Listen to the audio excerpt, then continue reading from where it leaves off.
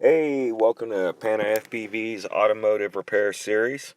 Today we're going to be replacing the ball joints on a F-350. So stick around and let's see how it gets done.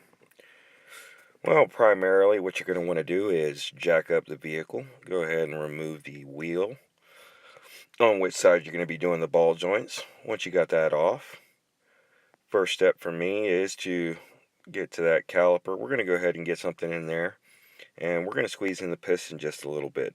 It does help with installation, makes it a little bit easier sliding over that rotor. I also like to use a bungee cord to hold that caliper and that bracket up. That way there's not a lot of stress on the brake hose. It's a 21 millimeter on this particular model to remove that bracket, 2 bolts. Once it's off, I'm going to go ahead and hang it up with a bungee cord.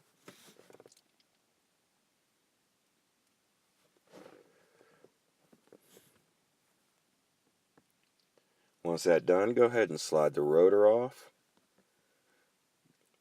Straighten it out a little bit. Everything seems to work better when it's straight.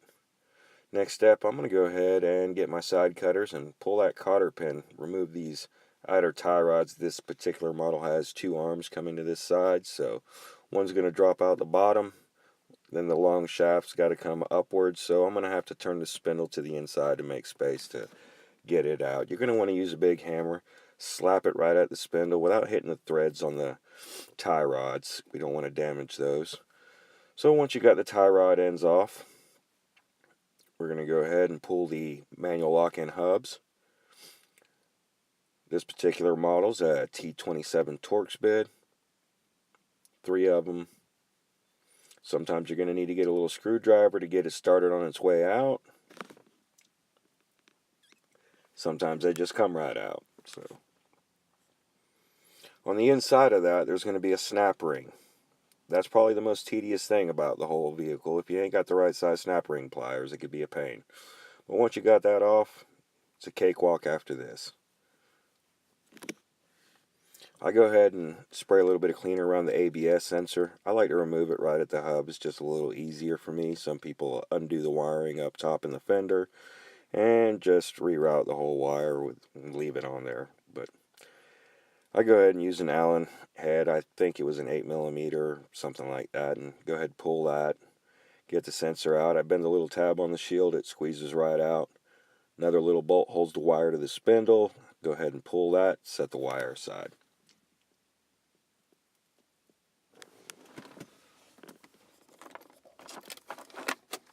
Alright, moving along now.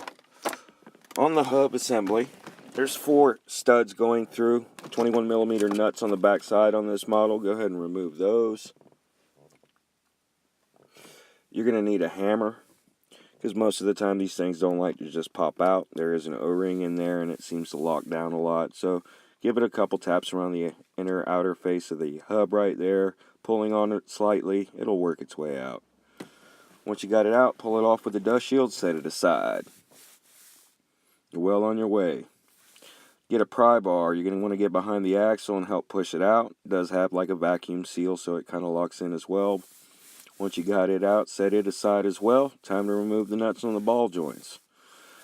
You got to get that cotter pin out the top. It's a little rusty. It was a little bit of a pain in the butt. It's kind of seized up in there, but they all come. She's out. Now we're going to go ahead and remove the lower nut. I like to remove it first because the shaft's kind of locked up into the axle, so it keeps the ball joint stud from spinning. Air is also a big convenience. I like to leave the nut on. That way when I loosen up the spindle, it doesn't fall to the ground or crush my toes. There's also a cam up top. This one's stationary. It's kind of a fixed location. Some are not. And so just pay attention to the location and the position that it's in. Make sure it stays that way when you go to reassemble. A couple whacks with a hammer on the differential, the spindle will drop. Go ahead and pull the nuts, and you'll be getting that out your way as well. Time to move on to the ball joints. We're going to press them out and press them in. Here we go. So, if you don't have a kit, go ahead and rent you a kit from AutoZone. That's all you need. Once you got that kit, you're going to get the right size cups. I'll show you the ones I use. There's a snap ring on the lower ball joint. Go ahead and remove that.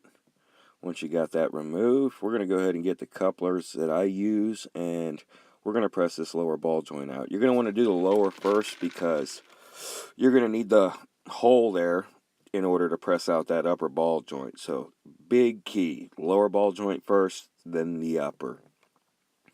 Press it out. And boom, she's out. We're going to go ahead and move on to the upper now. Pretty much the same couplers are going to be used on this one, if not exactly the same. Go ahead and get everything seated in the proper position. Hit it with that air gun if you got it. Oh man, air makes things easy. Alright, ball joints are out. Let's get these new ones in. Today we're going to be installing some Moog ball joints. They've got a pretty good warranty. I like them.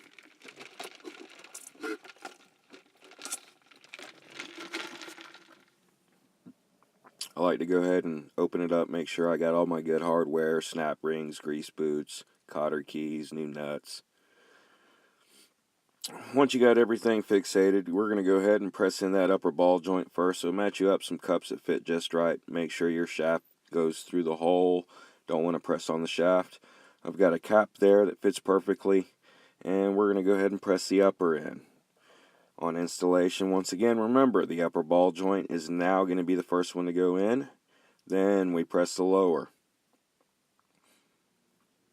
Once that ball joint's in, it seats flush on the spindle. Good to go. Go ahead and install your grease boot. And that one's pretty much done. Let's go ahead and move on to the lower ball joint. Sorry if I sound a little monotone, this is going to be my first video today. So once I size my couplers up, I go ahead. You're going to need a bigger one, at least on this model, for the bottom, because the ball joint does come out to fit that snap ring. So you don't want to have nothing blocking its way once you get it pressed almost all the way through. So make sure you're using the right size couplers and go ahead, lock it down, tighten her up. Make sure your ball joints are seated all the way. That's also another thing. I can't stand to see people get work done and their ball joints aren't seated. Alright, ball joints all the way in. We're going to go ahead and put the grease boot on.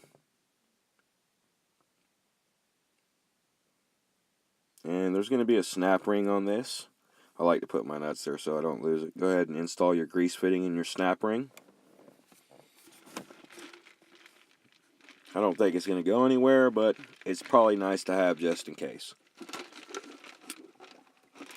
That upper ball joint's got a cap on it. I've got room for a grease fitting, even with the axle, so I'm going to go ahead and remove that cap and install a 90-degree grease fitting.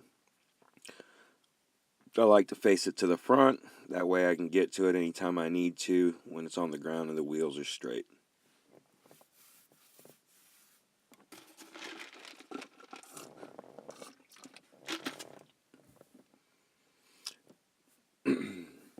Alright, now we're ready to install, so go ahead and slide your spindle back up. Install your nuts. There you go. There's a certain side of that bottom nut that locks it down. It makes it kind of a lock nut, so make sure the locking part is facing up. I like to tighten up the upper ball joint first. That way it pulls that lower ball joint shaft through the hole, kind of locking it down, making that locking nut a little bit easier to tighten up. Had to use a wrench putting it back together. I got lucky with the socket. I couldn't find it right off the bat either, so I just grabbed the wrench and tightened it up by hand. Don't forget to line up your holes and put your cotter key in.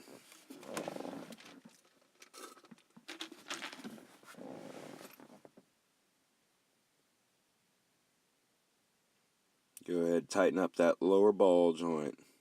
Man, I love air. I'll probably say that a lot.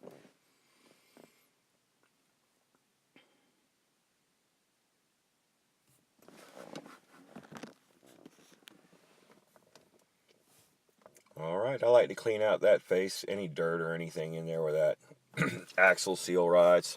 Go ahead and slide your axle in. Get it in place. There you go. Go ahead and put your hub on. Slide it up. It doesn't like to go all the way. The axle needs to be pushed back a little bit. A couple hub taps on the hub face. Not too hard. You don't want to ding it all up. Just get it started enough to where you can start some bolts on the back side. Or, excuse me, nuts. The 21mm nuts. Get them started. As you button down that hub, evenly distributing all the way around, it'll pull that axle back right where it needs to be.